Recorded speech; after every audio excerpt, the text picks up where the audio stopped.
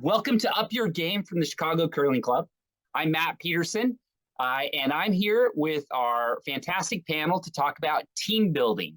It's supposed to be today talking about how to build teams, how to organize teams, and when you want to put together a team to go be competitive, whether in a spiel, a league, go to nationals, and just reach your potential.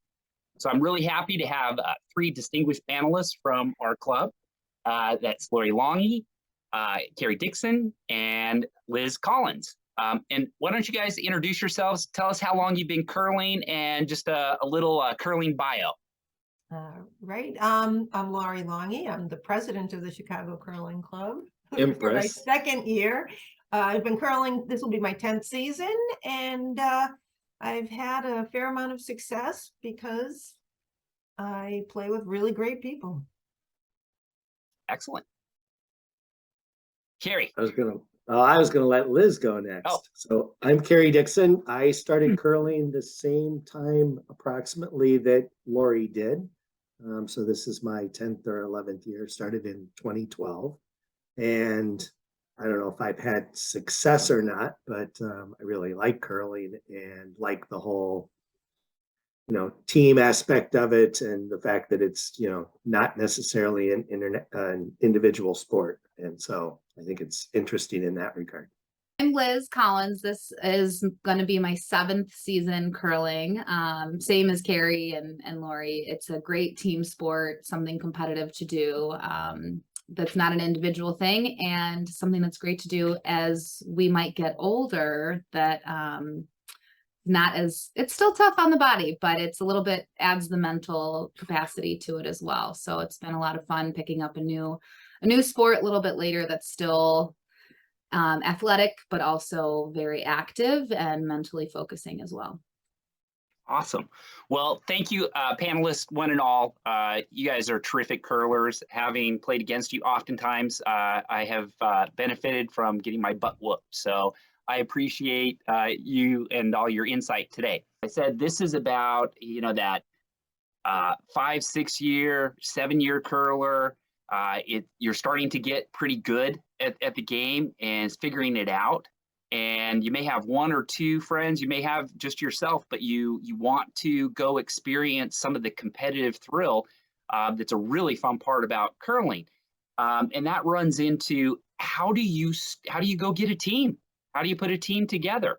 So the first question I'll pose to the panel is, hey, if I'm competitive and I want to see how this thing works in a spiel, or try to take the league, or even go into nationals and be more competitive, what would you say is the first step to creating a team? How do you go about it? I would say the first step is don't be afraid to reach out to someone you admire on the ice, someone that you kind of gravitate towards watching on the next sheet over, someone you think you can learn from. A lot of new curlers like to play with their friends that they've been playing with for a while.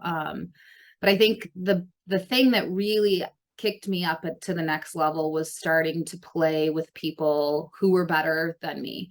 And so I was able to learn really quickly from them in leagues by jumping into a league that was kind of above my level so that I could learn from them. And then you start to make relationships with people in those leagues as well. And I would say that was a great first step for me.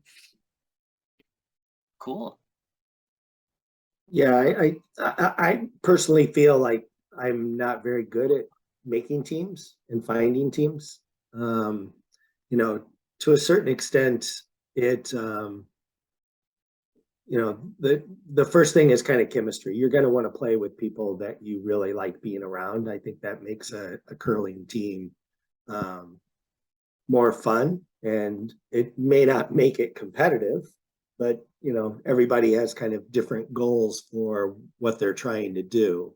I think that the men's league is kind of challenging to first come into, just because you have a lot of teams in the men's league that are kind of established and they play together year after year after year, and the club is changing a little bit in that regard. But similar to Liz, my first year in the men's league. I signed up as a single and got put on what I affectionately called my three-headed monster, which was 3 old skips who were some of the more curmudgeon-y gentlemen in the club. And one of them still is one of the old curmudgeon-y gentlemen in the club, but they had been around, and, you know, being able to play lead on that team and standing next to somebody who was actually kind of a skip level, but throwing second rocks, you can learn a lot, you know, and that made it so that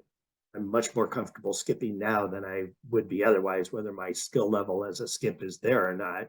You know, we were talking strategy constantly every game. So that was really helpful for me.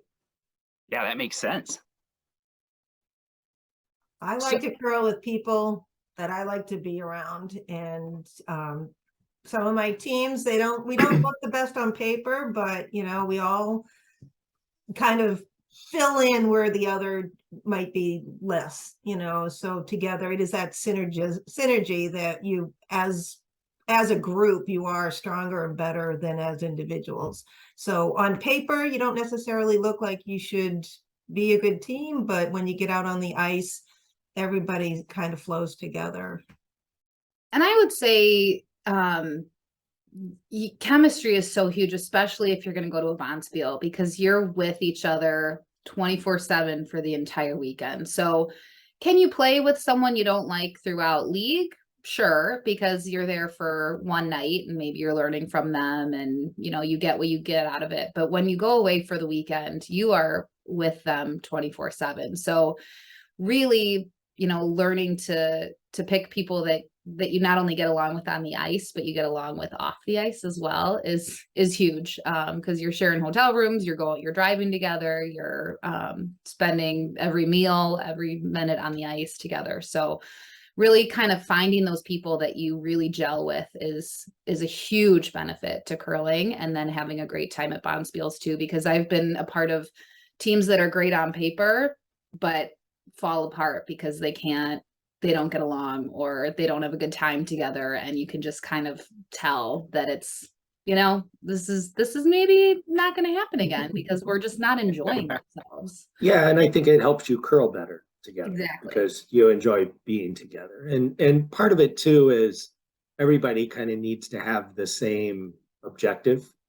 If you have somebody on a team that only wants to win, and that's all they want to do, and the other 3 aren't quite on the same page. So it could be that, you know, the people that you like are the people that think like you. So maybe that's the way it works. You know, somebody that's really competitive may be more attracted and like playing with other people that are really competitive. So, you know, you kind of find the people that match up with your personality. So let me just take kind of a recap. I mean, I pull out of what you've said as a very constant theme that it's the social networks that you're making at the club. So whether you're learning from people, putting on to different teams, you're networking around the club, certainly to make sure. Do you see any other resources? I know the club has, or would you recommend any of the other resources? So the club will often say, hey, post online. So they'll use the Facebook page and say, hey, I'm an available person for this upcoming bonspiel or looking to put together a team. Do you see that as a resource? And are there any other resources beyond just your circle of people that you know and or can reach out to at the club?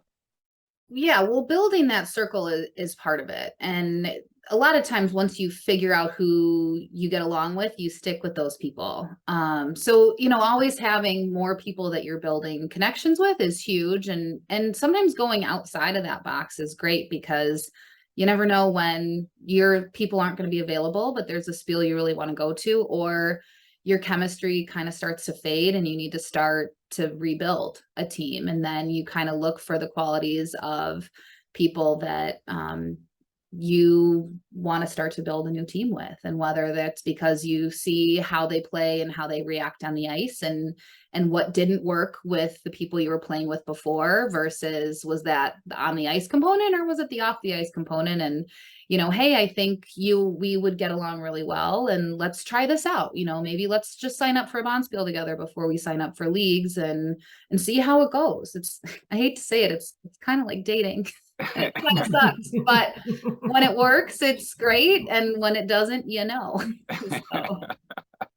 So if it is kind of the social networking, and let's go to the next step. So now you've created this network of people and resources that you can draw upon to put together a team. So, you know, you're looking to join and you guys are skips, and do a lot of skipping. So this is probably a very germane point to you as well. So you're coming into league and you're going, well, how do you put together a team? You know, who of your 10 closest friends, how do you decide on the 3 that you want to invite to the team, assuming that you all get along, and what are the criteria that you look for, or what's your approach? Yeah, sometimes, you know, in the spring is a little less competitive, and so the people you played with in the fall, you might want to pick new people, but it really is. I generally start with one person. Hey, are you available for this league? And they say yes, and then it's like, okay, now who would we also like to play with? And you just kind of build from that. But before I was skipping, if as a leader second, if I needed a skip, you know, you kind of look around, like to go to a Bonspiel and say, hey, would you like to come with us? And then I wouldn't recommend the Facebook thing, just because sending out a big blast email, because when you get an invitation to sub for a league, if the email goes to like 24 people, you pay much less attention than if it is directly to you. If I get an email saying, Laurie, would you sub for me? I'm much more likely to say yes, as opposed to if I see an email that's gone to 10 or 12 people, and then I just say, well, someone else will take care of that. So if there is somebody specific I want to play with, definitely approach them directly and do that. And then the teams, they fall together. You know, you need one more person, it's like, and then you just start asking everybody. I mean, so it's kind of like to your dating scene. So you want to be very specific in your invites, not just blast it out there to everybody. Okay. Definitely not. Don't most Bonspiel teams get put together broom stacking to a certain extent? You're sitting around broom stacking and somebody says, hey, we should go to a Bonspiel together, and then you do. It's easier to find a date after a couple beers, Matt. Let me check my calendar. I'm free. Let's go. Excellent. Or I'm not. I mean, I really think that broom stacking is where most Bonspiel teams come together. I mean, if you're a rookie, if you're 2 years in and you want to go to Bonspiel, while you're broom stacking, you just need to bring it up. And somebody else say, oh yeah, I've always wanted, you'll find somebody, you know, and you just need to have that conversation. That's how you're going to kind of find out Bonspiels that are available. Sure. You know, bring up Bonspiels. I'm going to tell, oh, you want to go to a really fun mixed Bonspiel? You should go to the St. Paul Mixed. It's in January. It is fantastic. You will have a great time. Okay. You know, so a lot of it is, you know, all the conversations that happen when you're at the club, you know, not necessarily curling. All right. So again, it's a good social dynamic in building off of the network structure. So let me ask you a little bit more technical question. So now you've got your 3 friends, and they're on your team. Start with how do you start to form the team for positions and have that discussion? So I can say for the current team that I'm on that went to nationals last year, the team formed around the idea of 4 people that liked to play together, that socially got along, that really enjoyed to play with one another, but each person could play any position, any of the 4 positions. So the conversation that we first had was, well, what position does everyone want to play? Or like to play. Or like to play, because you can rotate your positions once the team is set, especially if everyone can play every position. And typically, as you get more experience playing each position, you'll find which positions you like and which positions you don't like. And then you can really start to focus in on the skills that each one of those have. And it can even be front end versus back end. And then you could kind of decipher between there. And I will say, sometimes you got to try a couple different versions, and you got to kind of, if everyone can play every position, hey, let's try this and let's try that. And then eventually you kind of see what just naturally settles what you settle into, because everyone does have a little bit of a natural ability in some position or another, whether it's sweeping or throwing guards or throwing takes, calling rocks. So you do kind of start to see, once you're playing together as a unit, who has each skill a little bit better and is a little bit more comfortable in each role. Yeah, I think it's a personality thing in terms of what people like to play and what they feel comfortable at. I mean, I like skipping, so it's, for whatever reason, the position I play the most. But my second favorite position is lead. I've never really viced much, and I don't really like vicing. So I'd rather throw lead rocks than throw second or third. So, I think everybody has a personality for what they like to do and what they're most comfortable with and what kind of rocks they're most comfortable with. But, to a certain extent, I think one of the reasons I like playing lead is because you can influence the game so much by accurately judging weight. It really doesn't matter what kind of rock I throw, but I can make everybody else better by making their rocks better. So, it's kind of, again, it's about personalities, no question.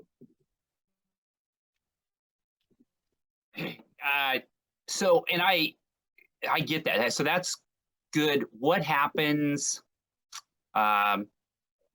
when the situation, and it will emerge on a lot of different teams. So when it becomes apparent that a person may have not chosen or be in the right position, but they like that position the most, but it becomes one of those things from a team perspective.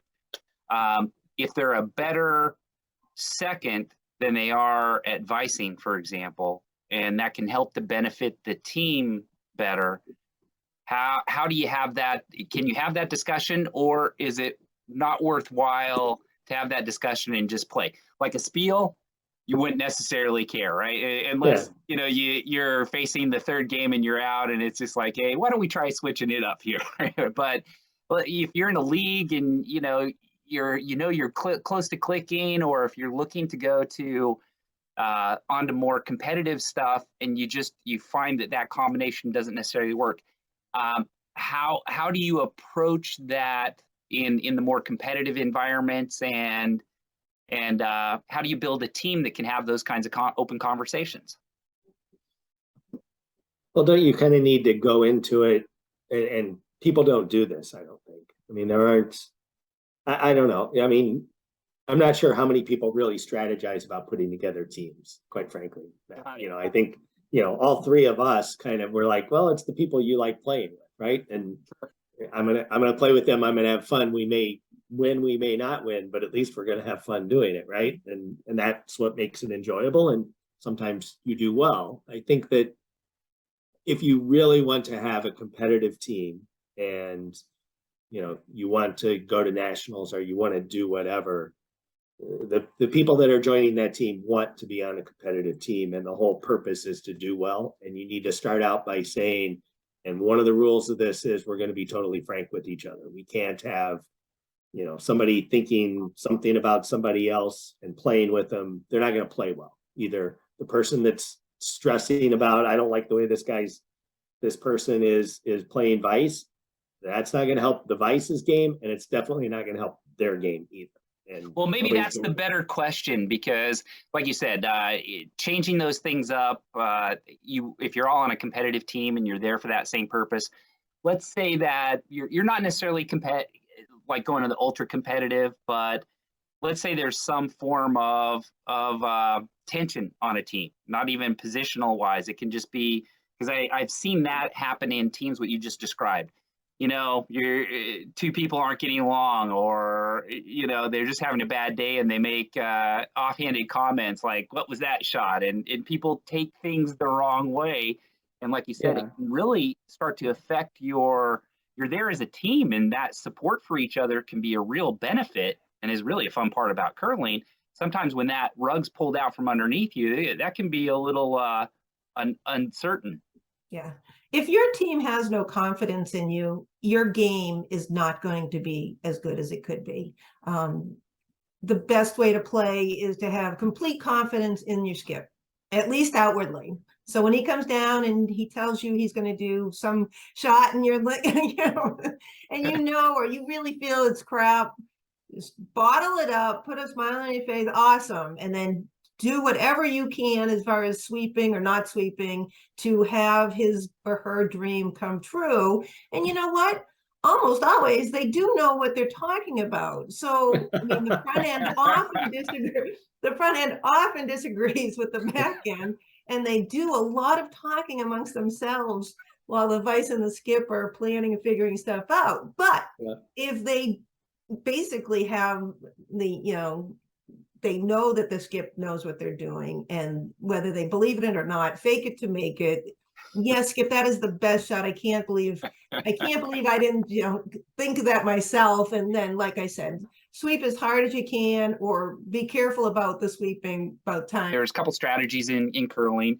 You can play the geek. Shout out to Geek, which is you junk up and you play lots of rocks, very aggressive style. Or you can play a hit game and try to keep it or balanced. When you look at your own personality, and then do you ever sit down and assess the team before you go to that spiel, or before you play that league game, and thinking about who you're playing against, and say, all right, this is the characteristics of my team, and I'm going to adjust my play calling to maximize that? I think go ahead. Liz. I was going to say there are so many variables that you could watch any game on our YouTube channel and have so many questions of why did they call that, and without being that skip in that moment, reading the ice, knowing your players' tendencies, knowing anything else, you could have 100 questions about, well, why didn't they do that? And it really just depends on so many different things. Your players' tendencies being some of them. I know some of the people I've played with dump their out turns. So I have to give them extra broom, which you look at it on camera and you're like, what are they doing? And it really does depend. And if something gets really bad, you do kind of have to say something like, hey, while you're broom stacking is a great time because everything is fresh. And I noticed that you were, really struggling with the out turn today. And sometimes in between ends, I might say, how you feeling? Do you have a side that you would prefer? Because everybody hits a slump sometimes. We go through phases where, like you said, you can't hit the broadside of a barn and your takes are just not there. And so you do have to adjust for today. It's just not working. And so you just adjust and you get to know your team, and you do just talk about it and say, hey, what can I do to help you? Let's get through it together. Yeah. And I think, I've tried to, it's only with a couple of teams, that you're going to play, that how they're going to play, and you want to try and combat that. You're playing a team that's much better than you is normally the situation I'm in. And so it's kind of like, I was playing at the time with kind of new curlers, and it's like the only way we have a chance in this game is we got to junk this up and hope that we're going to get a rock that's where we want it to be. But it's never really worked for me as a strategy, so I'm not sure that it plays out. But maybe that's just me. So you also, I think, look at the teams you're playing. A lot of the women's teams, they can throw a stone, and they can almost do an S and loop around and land where they want.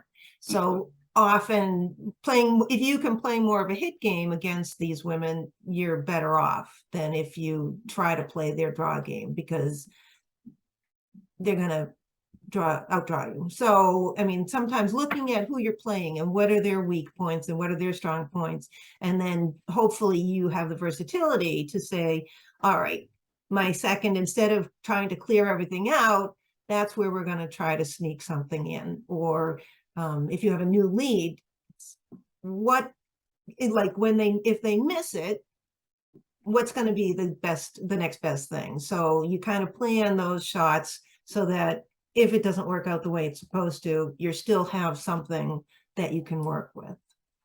So I want to pick up on one of the things I heard, which was knowing your team's tendencies. So let me ask you this: is it a real value playing with the same team and the same players for a long time? Understanding, is there any benefit in understanding how they release or how they slide, how they throw those rocks when it comes to timing or calling shots or a comfort level in helping you read the ice? Absolutely. I mean, I think especially when I'm skipping, knowing that I trust my sweepers because they know how I release my stone, because they've seen me release it 100 times, you know, or more. Knowing that they know how I'm going to release it, how it looks, how it feels coming out, I can put my trust in them once the stone is gone to react to it. As a skip, knowing my players' tendencies on where their broom goes or which turn that they would prefer really is helpful, because it's then just one last thing that I have to learn during the game. It's just something that I know, especially on a hit. Everyone's hits are a little bit different. So if I'm playing with Lori, her hit broom might be a little bit different than my other teammates' hit broom. And the more I play with her, the more I know that how much broom Lori specifically needs, because she's an individual playing a team sport. I tend to play with a lot of the same people all the time. I mean, I've probably curled more with Lori and Chris and Ellen than anybody else. And it just makes it easier. You know, I know when she's upset with me and I know why. Not me. He must be talking about that other woman. And we all know what's going on. So, but you know how to get through that then too, is the bigger part of it. There was, I have to change my behavior. Yeah. I mean, during nationals, there was a couple heated moments where one of my teammates and I were not getting along, and we knew it, but we knew our friendship would endure, and we would disagree. And then we'd say, love you. Okay, go throw, you got it. And you have to know that you have a strong enough relationship because you've been through enough together that, you know, you disagree and, hey, right now I'm not playing so hot and I need you to pick me up, and I know we're going to be okay afterwards. So, yeah. and then when someone falls and goes ass over tea kettle, you can laugh at them and they're okay with that too. And Matt, back to, you know, one of your questions, you know, how do you deal with a teammate that potentially you need to have a tough conversation with, whether it's, you know, I think we might be better if you're not second and you're lead, or you're not vice, or you're not skip, or whatever it is. I think that, you know, like one of the things that potentially would have helped Liz and her teammate is somebody else on the team needs to come in and kind of maybe help mediate, or kind of be the neutral party to kind of help foster the conversation. It's hard to do when you're in the middle of a game, right? But sure. But, you know, if there's somebody on the team that you need to have a conversation with that you think is just going to be better for the team, and whether it's playing better or having more fun or whatever it is, you need to find one of the other two members of the team to help have that conversation, because they're going to have a perspective too. Sure. And maybe they kind of help frame your perspective and definitely make the conversation with the person that, because there's two great points that have come up over the last little bit of conversations. One, you know, we talk about playing together a lot and knowing each other's tendencies. Does that help you, you know, play better?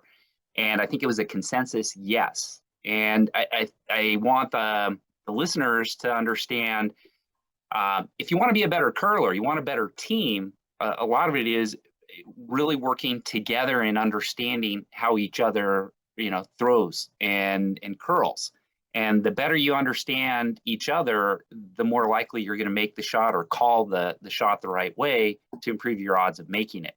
And that's a part of the team dynamics that sometimes gets lost just on, I think, Lori, you'd said earlier, you may not look good on paper, but you play well together. Well, you can play well above your head, if you will, because you work together better as a team, and you orchestrate shots that your teammates can hit. And then I wanted the other point is communication. You just started to touch down on kind of the subject about team communication, dynamics, people fill roles on a team. Just like a relationship in different circumstances. Some people ask for directions, other people don't. Yeah, so so when you talk about the importance of kind of working together as a team and some of the communication opportunities. So as a fairly new curler, semi-new curler, you guys have gone to nationals. And that's a whole different game in a sense, because just like on TV, they get together and they talk on the sidelines. So you can spill the beans. What do they really talk about? What makes it so valuable, and what is that communication about that we just don't see oftentimes in spiels and at the club level? You mean like after the end of an end when you've got Yes. that In the huddle? Yep, the huddle. It's usually, hopefully, that was a great end. Let's do it again. We had a couple of those, and then there's some. It's like, all right, what should we change so that we can have a great end, and how great we look out on the ice, and we're amazing. So that's basically what I want to talk about. I mean, I think that it's good to, whether it's the skip or whether it's the team in general, you should always be going into the next end with an objective, right? So from my perspective, it's what is our objective this next end? We have the hammer, we don't have the hammer, we're ahead, we're not ahead. Let's make sure that everybody's on the same page for how you want to set up the end and when you're going to bail on it or whatever, and kind of just make sure that everybody's kind of on the same playbook as you start that end. That to me is, one of the things. And, if one of the players needs some support and some help, give it to them so that everybody's kind of working together. And exactly that. We'll usually talk about, okay, here's our objective, and here's how we're going to do it. Here's why, because I noticed that the other team maybe has this tendency. So we're going to try to, have them throw that shot. Or, hey, I noticed the other lead is having a hard time hitting. So Ellen, instead of throwing guards, we're going to have you throw in. And that's how we're going to set it up. We're going to set it up by doing this and this. Or, hey, we tried that last end and it didn't work. Who's got another idea? How do we want to make that objective happen? So that's the huddle during the game. Those conversations are usually quick. In my past experiences at nationals, the second time around, I really did try to emphasize more of the conversation after the game while it's fresh, to talk about, hey, what worked overall, what didn't. I also love to try to take ownership of something I did well and something that I'm going to communicate that I'm going to work on for the next game.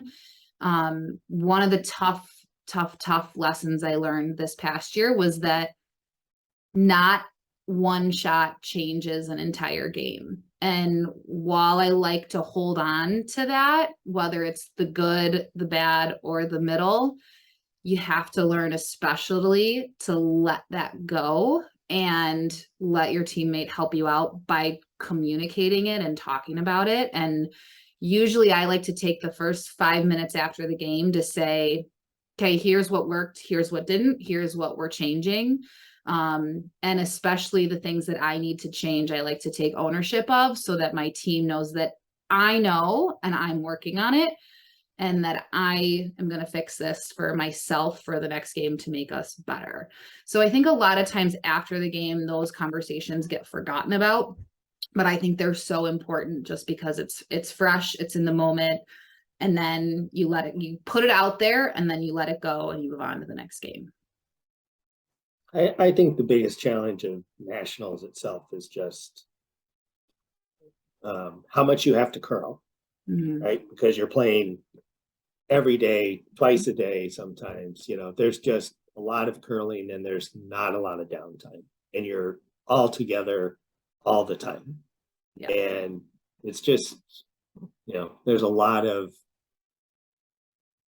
it's hard to get a break from the team kind of thing somewhat. And physically, because it's so much curling and they're 10-in games, I mean, you're dead ass tired after playing. Mentally and not physically, that, right? Not that I played, but mentally I was a mess. No. But it's just physically tiring. And if you're going to go to nationals and you're really interested in it, you need to make sure you're in really good curling shape. Because there were teams at nationals that fell apart in game 8. They were just done. Right. And you really have to make sure that you're in good social shape with the people you're going into, making sure that you all are in a great place, just socially, because you're in a house together for a week. It's not just a weekend bonspiel. You're together for a better house than a hotel room. Can you imagine? Yeah. Oh my God. Yeah. I think you also have to expect that they're going, since it is kind of stressful, it's a higher stakes than the average league or bonspiel. And like they said, there is so much curling. You have to expect that there's going to be some snapping between teammates. People are not going to be happy for whatever. And you also have to not take that personally. So someone snaps at you, it's like, okay, whatever. And really chalk 99.999% of it off to, you're under stress, you're tired, you're just sick of looking at each other. It wasn't true in our case, but I'm sure other teams. I miss my own bed. But it's a very stressful situation. You are going to snap at each other occasionally, and you have to not take it personally so that you can just kind of let it be a duck, let it slide off your back. It gives, because everybody needs to like vent a little bit and just kind of go with it. When you start to look at and prepare your team for that experience, and it's an awesome experience, right? You do it again in a heartbeat. Yes. All right, excellent. So was it helpful to have a coach? Absolutely. And what was the important, what does a coach bring to the table? I cooked every night. So food. Yeah. Subway runner. Cheerleader. He's a cheerleader, a cook, grocery runner, driver. Yeah, there you go. Logistics. Logistics was huge. Just because not having to, as the team, we had to make so many decisions and do so many things that you don't think about during the course of the game. To then have somebody have dinner planned, was great. Yeah. Or go to Subway for lunch so that they can rest in between games. So you don't necessarily have to be a coach. Was very helpful too. Yeah. Having some. Yeah. The one thing that I would say though is that if you are going to go as a coach for a team, you need to make sure that 30 days before nationals or whatever, you actually register as the coach of that team. What I tried to do with Carrie is we would try, just the two of us, to sit down, and Carrie would say, okay, let's go over what happened in this end. And he'd pull the stats up and say, whether you have the stats or not, let's talk about this end, and just, he would say, tell me what you were thinking, tell me what you were seeing, let's talk about some other options. And then, especially overnight, we could let that kind of simmer. And then the next day we could go into it with, okay, this strategy wasn't working, so how can we change it up? It's a person that has that extra set of eyes, because they're in it, but they're not on the ice. So they can kind of see that bigger lens, more bird eye perspective of the game than us being so tunnel vision through it. And I'd also try and watch the team that they were going to be playing next. Watch their game going into that, just to say, this person to me seemed to do this, or they tend to do that, and just kind of plant a seed to help Liz kind of, maybe figure something out in 2 ends rather than in 5 ends. And my team is 4 skips, so I could ask my team too, but I also don't want to lose their focus in their position that they're focused on for that whole week. So during the game, I've got their perspective too, but it's nice to have that outside person that we can all then go to. What advice do you have for our members on how to kind of build teams and create big, awesome, fun teams that communicate well? Yeah, the more you play, the better you get. And don't be afraid to ask. If you know that you're always wide on something, or that if you know one of your shots is never working out, your sweepers are watching you deliver. You can ask them. It's like, well, did that have a lot of rotation? Did that have no rotation? Did you notice me flick it? So you can get a lot of feedback from your sweepers, and when you're not making shots. And if you're not making the same shot over and over, asking your sweepers or the skip if they notice something you're doing or not doing, that can be very helpful. So communication is it. Ask the questions, care enough to ask the questions, and just go out and play. Have fun. If you're not having fun, what's the point? Lori, would you say that the club members are open to those questions and welcome them? Absolutely, absolutely. And pretty much anybody you ask will find time to come out and practice with you. Hey, panelists, I want to say thank you very much for your time today. You have been terrific. Love all the great insights and information, and I look forward to our club taking advantage of all of your learning. I really appreciate it. Thank you very much from Up Your Game, and join us for our next cast. Thank you, everybody. Bye.